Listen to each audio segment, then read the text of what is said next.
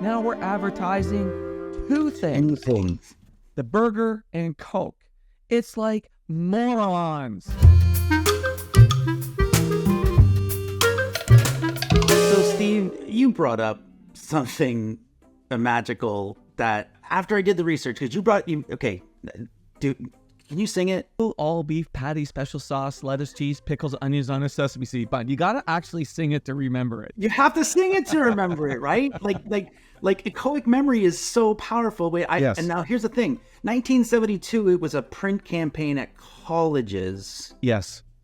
I was born in 1972 in November, but watch this. To all beef patty, special sauce, lettuce, cheese, pickles, onions on a sesame seed bun. How do I know this? Well, it was also on television, though. It was on television. Oh, no. Yeah, no. And then in 1974, it ran for, I think, about a year and a half on television. It was like a couple of years. It did not run long. At all. Which is, but you've still got to explain to me, how the hell do I know? I know it so intrinsically. So a few years ago, I'm meeting with a client in California, and a new president had been put into position in this business. And we got talking about the power of jingles. Right. And he said, or singing, not necessarily jingles, just singing things. Yeah. And he said, well, how powerful is it? And I looked at everybody in the room. Now, this guy was from South Africa. I looked at everybody in the room and I said, what's in a Big Mac? And everybody in the room could do it. And then I said to him, here's the interesting thing. I looked at one person who was young. They never saw the ad. And they were like, what? I said, yeah. And they were like, oh, no, I saw the ad. I said, no, you didn't, because here's when it ran. And then it turned out there was another person who was an immigrant who said, yeah, I never saw the ad either, because they weren't American. And I was like, isn't this interesting? Because somewhere along the lines on our lexicon, so many people knew it, and so many people went to McDonald's. And here's how I think you know it. This is just a guess. You're in the drive-thru with your buddies at McDonald's. Somebody goes, I'm going to have a Big Mac, 2 all beef patty. Right? Everybody just did it. Okay, but now, that was probably even more powerful, because now it's grounded as a shared experience with your buddies. Listen, and I agree with you on all of that. The other thing that they did really well, like so well that in New York City, they ran out of sesame seed buns. Like, no, and I'm not joking. Like, there was a point in time where they just couldn't keep up. They made it into a contest. Yes. Where if you could recite that, sing the jingle at the counter in 4 seconds or less, you got a free Big Mac. Get a free Big Mac. Yes. So which means that people how many teenagers were trying to do that? Well, no, that's what I'm saying, right? Like they were just Pavlovian at that point. Do you know what I mean? Yes. So I think that because so many people had to memorize it because they wanted a free Big Mac, they went crazy remembering it. Guess what? It's never a lexicon. You had to practice it to do it in 4 seconds. Let's play. I got to play the ad. McDonald's Big Mac. It's more than just another hamburger.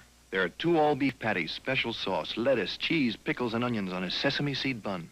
7 great ingredients working together to make one great taste. 2 all-beef patties, special sauce, cheese, lettuce, pickles, onions on a sesame seed bun. Get the idea? 2 all-beef patties, special sauce, lettuce, cheese, pickles, onions, and a sesame seed bun. It's your McDonald's Big Mac. You've got to taste it to believe it, you know what I mean? 2 all-beef patties, special sauce, lettuce, cheese, pickles, onions, and a sesame seed bun. 2 all-beef patties.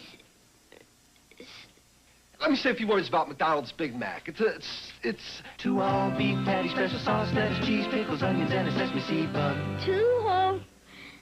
Well, what was that word again? 2 all-beef patties, special sauce, lettuce, cheese, pickles, onions, and a sesame seed bun. Lettuce, cheese, pickles, onions, lettuce, cheese, pickles, oh, what am I saying? You deserve a break today at McDonald's, where your dollar gets a break every day. let us cheat, like, that poor kid. But that's what it would have been like for everybody who was trying to memorize it. And suddenly, listening to a kid doing that, it's now actually a shared freaking experience. Exactly. Because we were trying to do that because we wanted a free Big Mac. There's about 10 years between us. You're a little bit older than I am. Maybe not quite 10 years. And in high school, beginning grade 9, I think grade 10, I had to memorize Shylock's speech from The Merchant of Venice. Okay, to remember Shylock's speech in The Merchant of Venice was daunting because I hated Shakespeare. Like, I really didn't. I much more appreciate him now, but I hated Shakespeare at the time. And if you ask me to, I could give you the entire, still today, because of the practice, and to do that well. And you know this because this is what you taught me, was when you want to deliver a speech or a presentation, what do you got to do? You read it to a recorder. You read it to a recorder and you play it back, and then you say it, and you play it back, so that you zero flaws. You do it again with thinking. Correct. Well, guess what McDonald's did to us? They friggin' brain ninja'd us so that we never forget what's in their gosh darn Big Macs. So that is the power. Now, people have used it with jingles, and the problem sometimes with jingles is we tune out because we know it's a jingle. So we know it's an ad. We kind of tune out. It's the power of singing. It's the reason why, if you want kids to remember, like my kids can still sing the song that they were taught in kindergarten for the order in which you put your boots and your mitts and your coat on. That's awesome. Because they would have the kids sing it, right? Yeah. I can't remember the song, but if they were here, if Crystal or Jennifer were here, they'd be able to sing you that song. And it's like, and the mittens go on last, right? Because little kids do the crap in the wrong order. So you get them to sing a song. Correct. And the song is, and they sing in the song while they're doing it. And it's repetitive and it drives into memory. This is a powerful tool that can be used in advertising when it's used appropriately. And the example of the one where I was at the meeting, that we had created this song that was like so sticky, people were having their kids calling in and singing the song. Oh, and this you're talking about the Bonnie campaign. Talking about the Bonnie campaign. Yeah. But the internal marketing person and this new person was like, but the kids aren't, they don't buy air conditioners. I go, but the kids are singing the song all day long to their parents. Guess what those kids have made unforgettable in the parents' mind? Absolutely. Our company. Absolutely. We own the mind of our customer in that moment.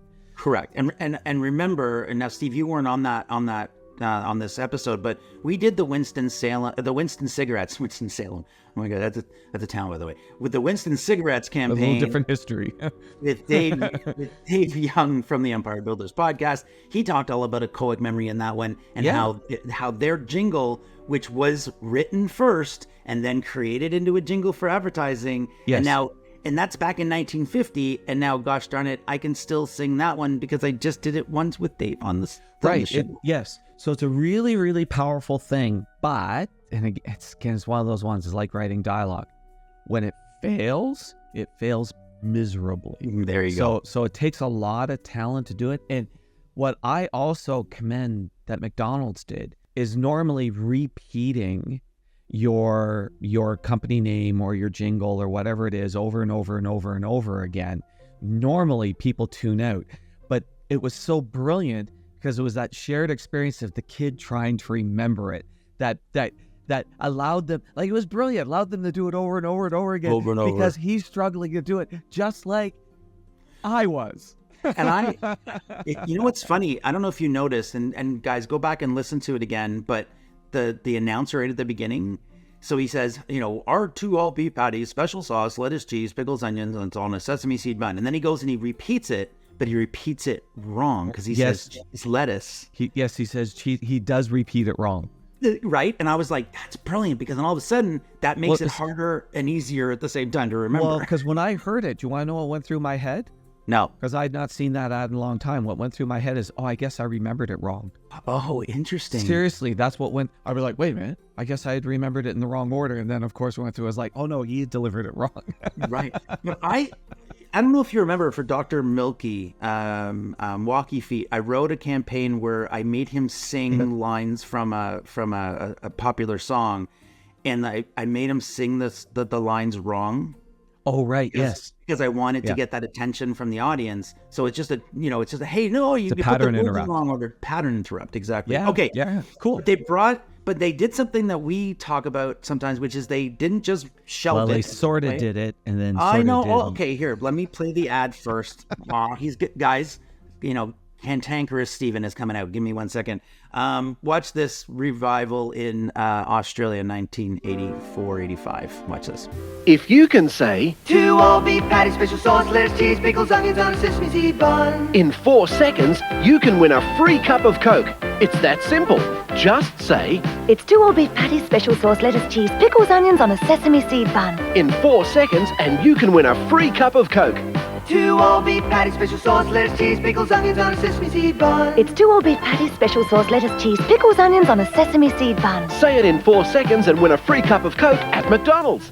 All right, Steve, go ahead. Well, what drives me nuts is the campaign was win a free Big Mac. Yes, the Now, original I bet one, you yes. they ran that on Australia and they went, oh, this campaign didn't work quite as well. Why? And it would all been driven by the bean counters. Well, we don't want to give away a $2 Exactly. burger. Let's give it, what's the cheapest got thing it. we give away is a Coke. Well, guess what? I don't like Coke. Right. So would I go in now and sing the Big Mac jingle? No. Would as many I don't people- like. And now we're advertising 2 things. The burger and Coke. It's like morons. Yes. Stop it already. It's Yes. a $2 burger. Like, really? That's going to break the, because they probably looked at it and said, this campaign was so successful in New York, they ran out of burgers. So, you know what we're going to do is we're not going to give away a burger. And then I bet you the campaign, I would bet my bottom dollar, they go, well, it didn't work because Australians are different than Americans. Correct. That's what they would say. And no, it's because you're giving away a Coke, you dumbass. I'm going to let you cross-promote here, okay?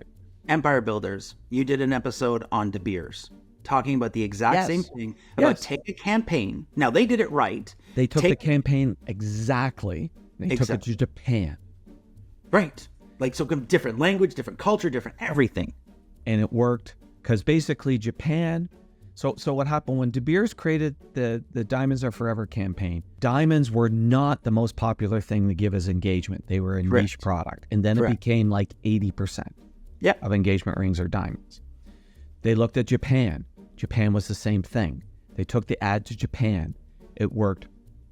The shape of the growth was exactly the same as what happened in America.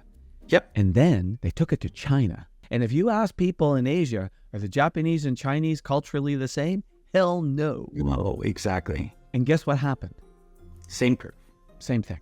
But they didn't mess with it. They ran it like as close as they possibly could to the original. And so you know what works, but don't think a little change, like, oh, we'll do a Coke rather than a Big Mac. That won't change anything. Little changes actually often have big impacts. Yeah. So, okay. So we're going to wrap this up. So real quick, awesome job, McDonald's, for coming up with a earworm and forcing people to memorize the damn thing. Because I never saw the ad and I got sucked into your world because I can sing the damn thing. But run a campaign that works here. You can run it anywhere. It's literally the easiest way to scale. But don't change it. But don't change it at all. Keep it the same.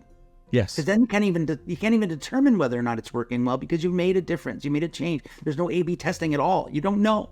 Anyway, Steve, this one was a lot of fun. Thanks for showing me how psychologically I've been destroyed by McDonald's.